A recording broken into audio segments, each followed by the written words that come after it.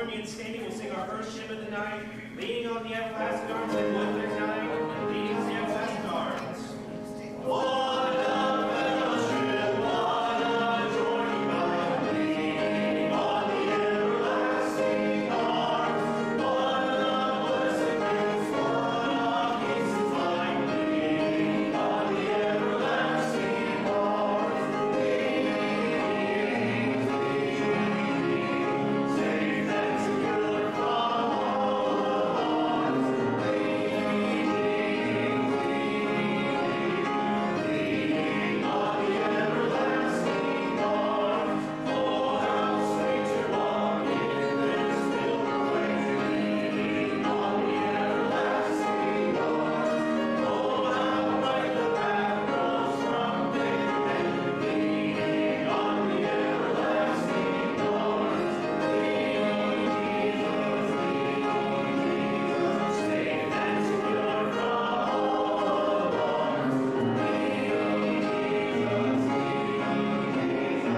leaning on the everlasting arms. What have I to dread? What have I to fear? Leaning on the everlasting arms. I have blessed peace with my Lord so near. Leaning on the everlasting arms.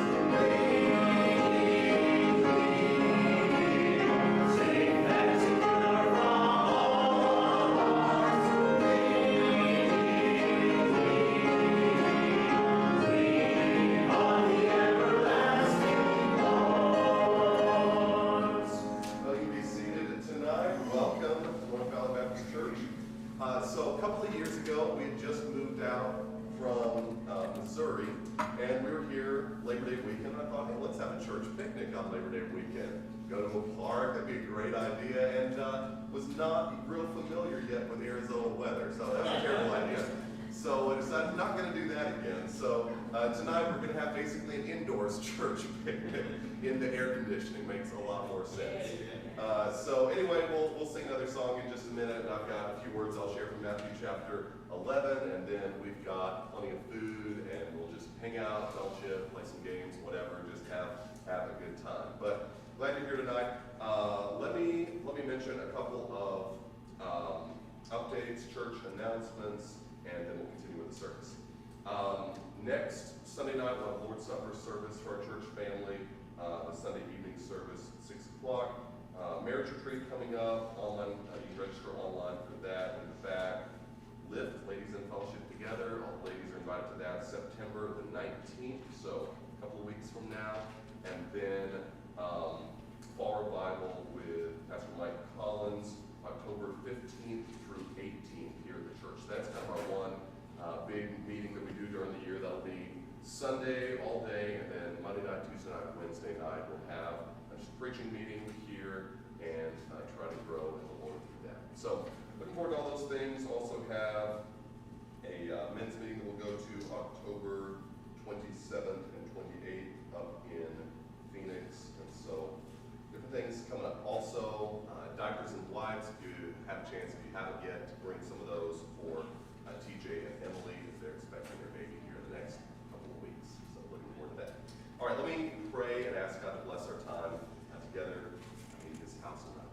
Lord, thank you that we can spend some time this evening just worshiping you and also just in fellowship with one another. It is such a blessing to be able to assemble together, spend time together.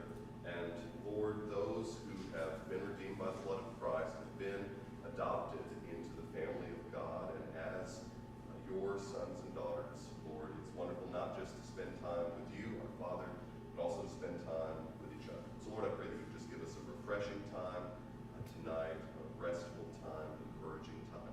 I pray this in Jesus' wonderful name. Amen. Well, join me in standing again. We're going to sing our next hymn, What a Friend We Have in Jesus there. Number 244. What a friend we have in Jesus, all our sins and griefs to bear. What a privilege to carry everything to God in prayer. Oh, what peace we often for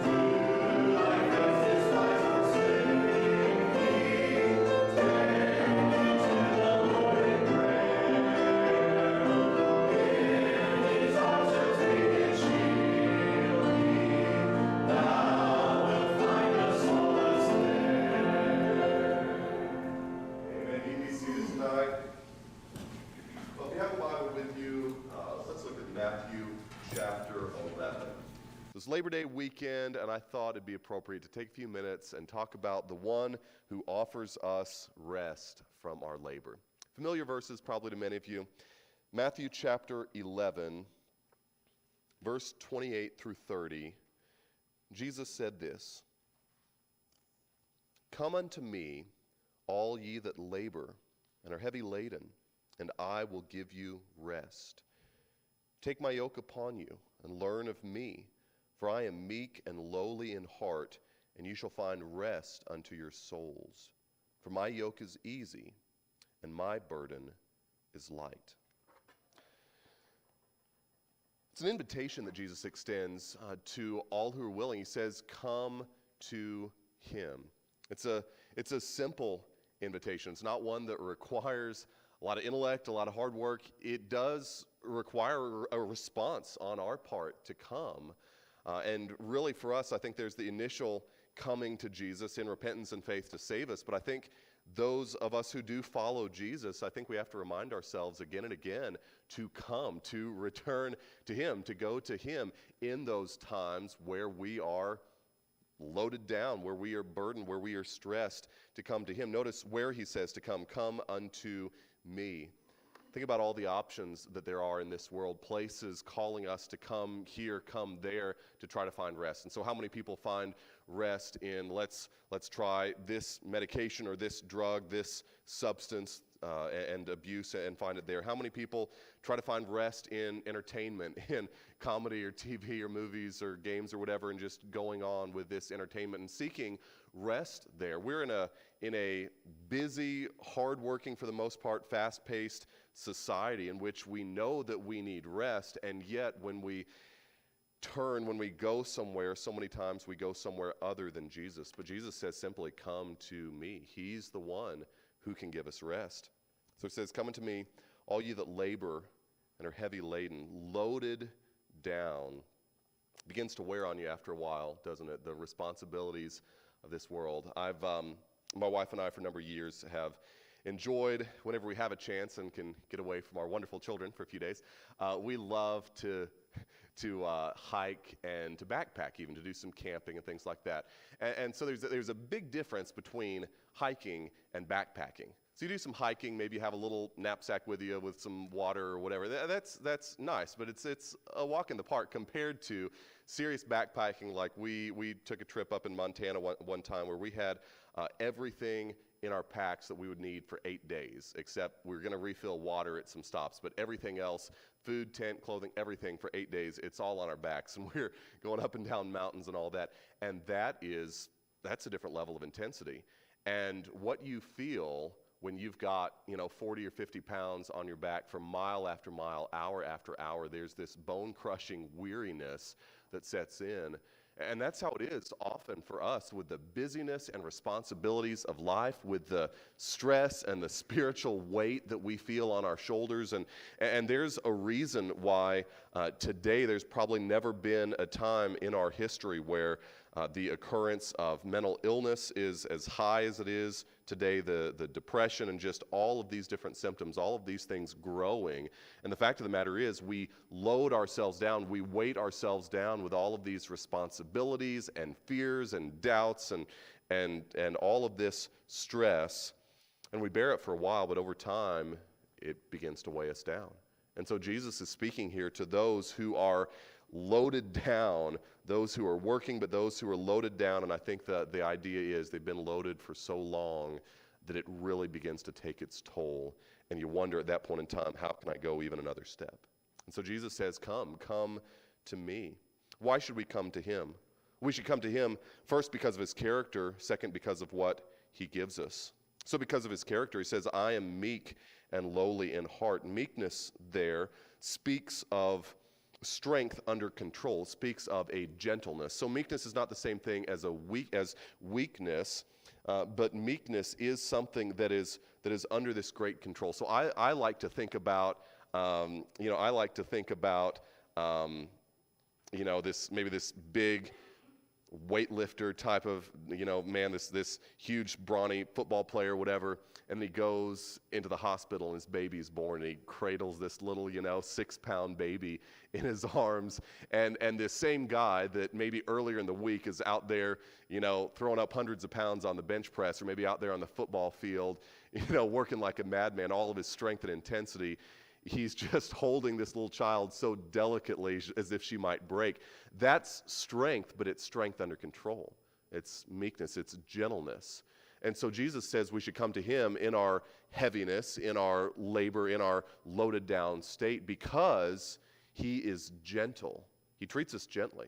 Now, we go to so many places in the world, even so many religions that you come to, and you're unlikely to find another major religious figure or founder of a world religion who's going to identify himself as being meek, as being gentle. And yet that's how Jesus describes himself. I'm gentle. That's why we can bring him our problems, because he'll treat us gently. And then he's lowly. He is humble. So in his heart, Jesus describes himself as being meek, gentle, lowly, or humble. This is how he describes himself. So Jesus knows our struggles. He can relate to our struggles, and he's not too big for our problems.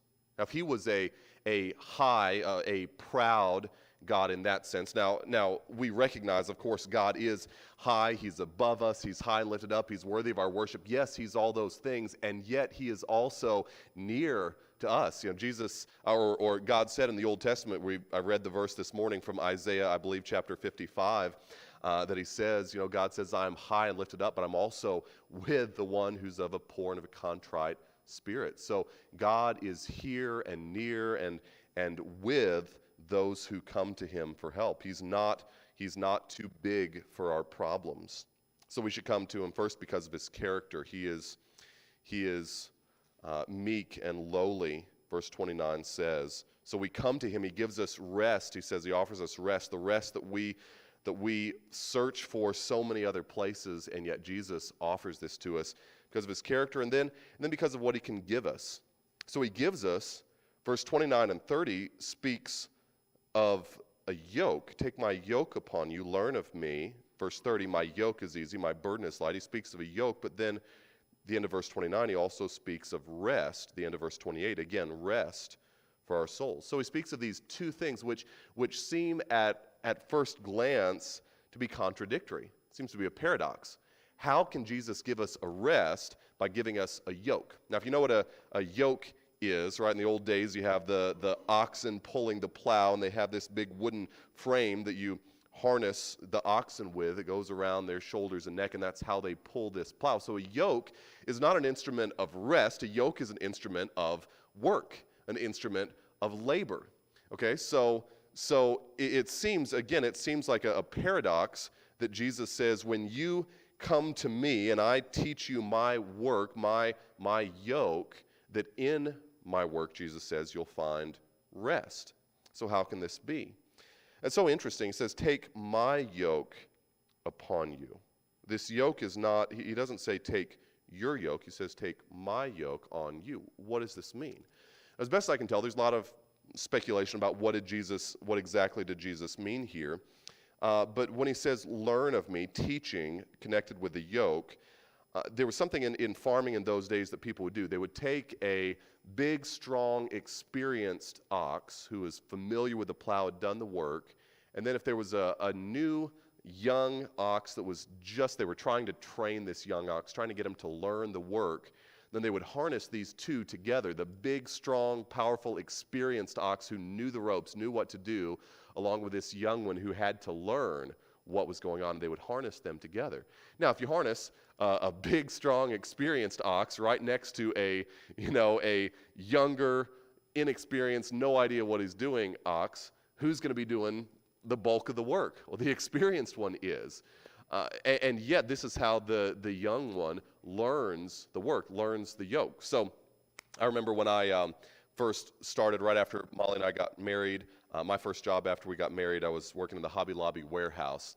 And so In Oklahoma City, there's a warehouse that at the time there were right over 500 Hobby Lobby stores all around the country, and all of them got all of their stuff from this one central warehouse. So this warehouse is like a building, a single building that's like miles long. You could walk in this building for, I'm not kidding, at least like 45 minutes. You could just walk in this building without even reaching the end.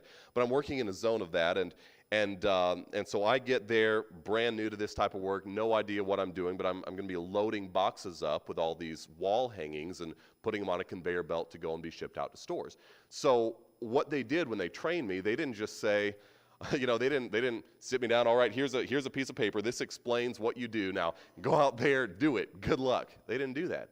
Instead, there was a gentleman named Bob. Bob was probably in his 60s, and I was, I think, 21, and so Bob had worked there for about 30 years, and he was about the fastest worker I had ever seen. He had done this so long, and so for a week, I followed Bob around and worked with Bob. And so the first day, I'm basically following Bob around, and I'm watching what he's doing, and he's doing the work, and I'm just kind of watching him. And then the second day, we're kind of both doing some work. He's showing me some stuff, and then you get toward the end of the week, and I'm doing the work, and he's watching me, correcting me here and there, and Bob is showing me the ropes. He's showing me where everything is, how to find everything, what the procedures are, how to mark everything. And Bob is showing me all this, and he's training me. And so Bob and I are doing this work together, but you recognize that Bob can work at this time. Now, I've learned and improved over time, but at this time, Bob could do this work about 15 times faster than I could because he had been doing it forever. And so I'm not really getting that much of the work done, but I'm learning from Bob how to do this work. So I think this is this similar idea that Jesus invites us to labor with him, and yet he's going to be the one doing the work. He's going to be the one teaching us. He's going to be the one pulling the load, and yet he invites us to yoke up with him. But his yoke, he says, verse 30, is easy. His burden is light. So the fact of the matter is, all of us serve something.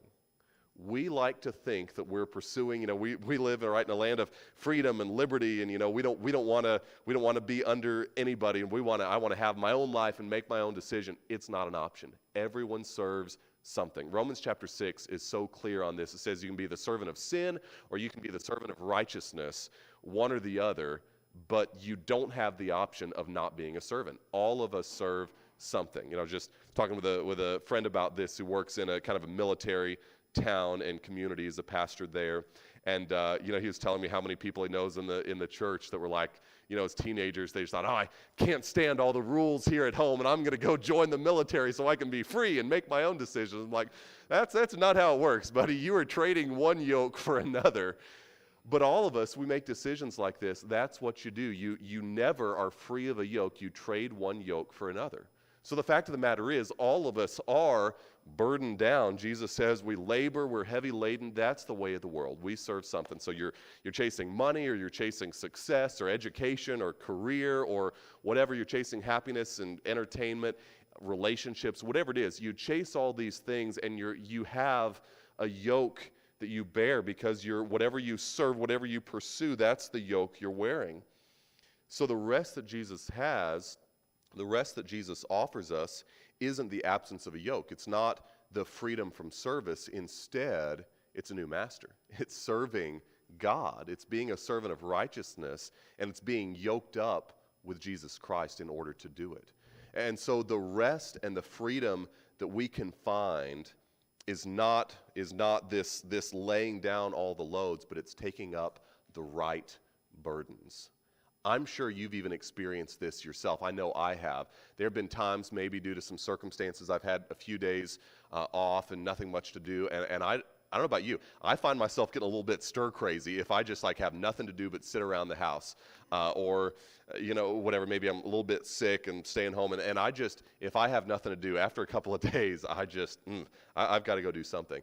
But you find rest in doing work that you enjoy, work that you can pour yourself into, work that you can benefit from and that benefits others. That you find rest in work well done when it's the right kind of work. So we even experience this in some ways in our lives. We understand this. But that's what Jesus is saying here. True rest comes not in an absence of labor, but in laboring for his kingdom under his yoke. And so this is what we need to remind ourselves of. And I think it's just appropriate to take some time to think about this. Jesus offers us rest, and if we don't have rest, it could be that we are yoked up serving the wrong master. Could be that we are, Jesus says no man can serve two masters. You can't serve God and money both, and money is such a common idol, but there are many other idols in our society as well. But the fact is, you can't serve two masters. And so if you're trying to find rest and you're not experiencing it in this life, it could be that you have a tendency, maybe even as a Christian, you're having a tendency to go back to this old master, to go back to serving self or serving money or serving whatever it is, and there's no rest there. When you're trying to serve two masters, you're running around like a chicken with your head cut off, and there's no rest in that. There's no fulfillment, and you don't make either master happy. But what Jesus says here, if we will come to him, then number one, we can trust his character because he is meek and lowly. He is gentle. He is humble. He has a heart that loves us, that hears our needs, and Jesus will stoop to be with us, to care for us. We can bring him our needs, our problems, our cares in prayer. We can come to him. We can turn to him when we're stressed, when we're fearful, when we're doubting. We can turn to him. Number one, we can trust his character, and number two, we can embrace his service. We can embrace his service. We can take his yoke and learn of him, what it means. And so to learn of him, to learn of Jesus, that's what he says, verse 29, learn of me. That's what I think is so key. You could really sum up so much of the Christian life just in those three words where Jesus says, learn of me. That's what we're talking about when we're talking about step 4 there, the green panel on the wall, grow in Christ. Grow to look more like Christ. That's what we're talking about when we say there to become transformed followers of Jesus. That's what we're talking about. Learn of him. So that means spending time in the Bible, learning what Jesus is like, what his character is like, learning about the love of Jesus for people, the love of Jesus for others, learning about Jesus' hatred for sin and embracing that hatred for sin in our own lives, learning Jesus' strength and Jesus' humility and Jesus' love for his Father and all these things, learning of him. And as you go through the Bible, as you spend time in prayer, as you spend time serving others, all of it, it's done so that we can learn of him. That's God's plan. Somebody wants to know, what's God's will for my life? Yeah, Romans chapter 8, verse 29 tells us God's plan for us is to be conformed to the image of his Son, to look like Jesus, to share in the character, to pursue the holiness that Jesus demonstrates. That's God's will for our lives. It's as simple as that. So tonight, I know that this is something that it's a passage and a concept, I'm sure, that's familiar to everybody in this room. But what I found is that often I need to be reminded of these truths. I'm sure you do too. Often we need to be reminded of the fact that when we're not experiencing the rest that we should in our lives, it's probably because we are not turning to Jesus, coming to Jesus, trusting his character, and taking his yoke on us. Because when we do that, when we learn of him, when we serve him, that is where we will find true freedom, and that's where we will find true rest. So, Father, tonight, I pray that you would help us, even with these few simple thoughts from your word, to just learn and be reminded, Lord, of your character, of your gentleness, of your goodness. And Lord, I pray that you would help us tonight to be challenged to embrace the yoke of Jesus. Lord, to walk in your steps, to imitate your character, and to find rest in your presence. So Lord, I don't know what's going on with the people that are here tonight, but I would imagine in a group this size, there are probably some here tonight who are really struggling with stress or some type of burden or load in some area. Lord, if that's the case, I pray tonight that you'd help that person to come to you and to find rest and peace and joy in your love and in your service. So Lord, I pray that this would be encouraging to us. I pray now as we prepare to eat and fellowship, I pray that you would bless the food that's been prepared, bless the time of fellowship, all that's done.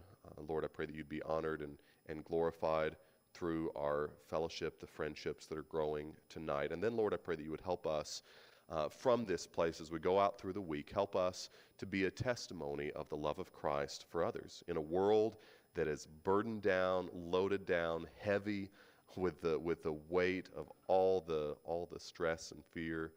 Lord, I pray that you'd help us to demonstrate that love of Christ to others, to speak of you, to live faithfully in your kingdom. Lord, bless our time tonight. Pray this in Jesus' wonderful name. Amen.